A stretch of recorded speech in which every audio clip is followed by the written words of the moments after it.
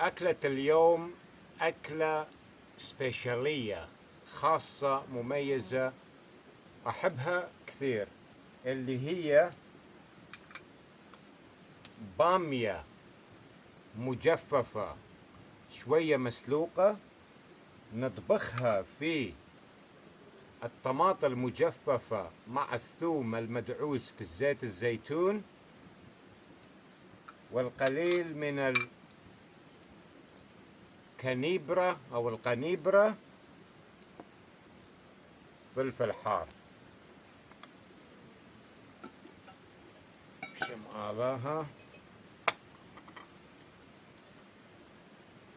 بما أنه الطماطم المجففة والثوم المدعوس منقوع في زيت الزيتون، يسبح في زيت الزيتون، فماكو داعي نضيف زيت زيتون ولا ملح، لأن الطماطم المجففة بيها ملح.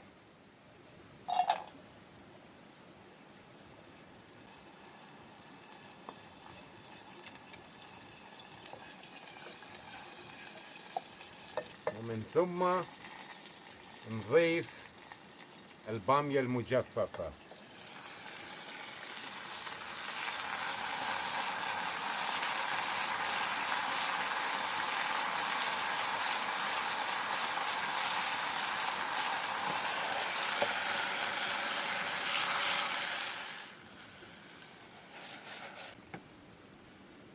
ماي مغلي.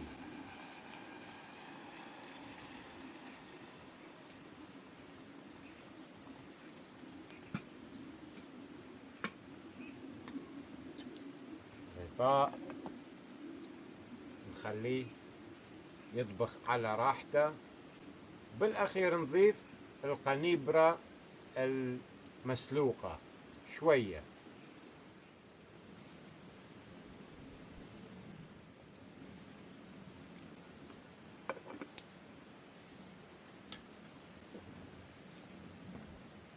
ما شاء الله، هاي تقريبا 5 أو 10 دقائق تقريبا جاهزة. إذن نضيف الكنيبرة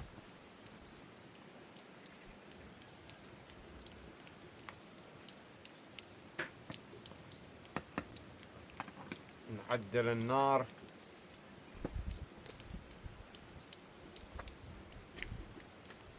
طبخ على النار كلش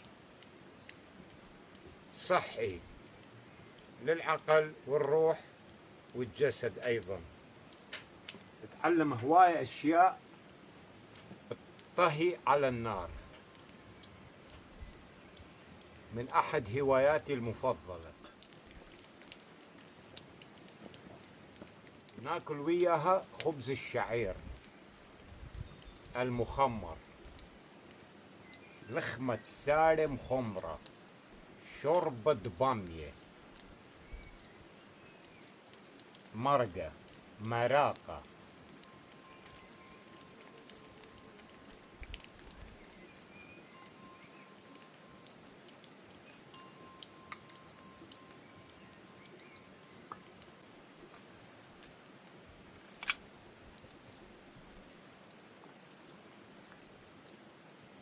وهسه جاهز،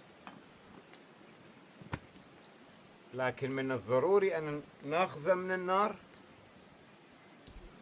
نخليه هنا يرتاح،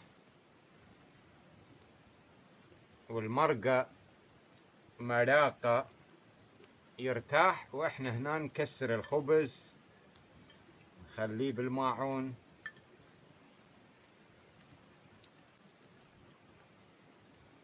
ورفت 5 دقائق 10 ناكل ان شاء الله.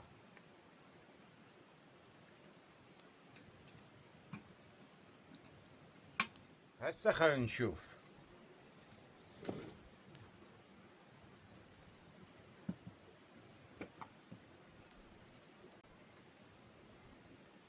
ما شاء الله،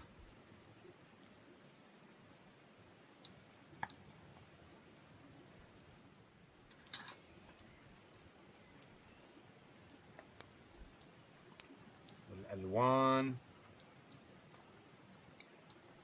الريحة. باقي نضيف شوية فلفل أحمر.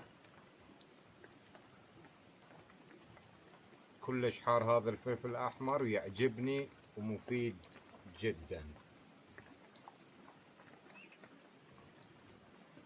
هسه نستمع إلى صوت المطر ونقول شم آلها مدابش.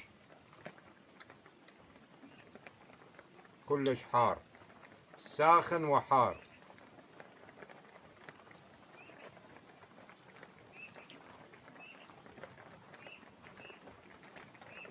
لذيذ أيضا. الثوم، البامية.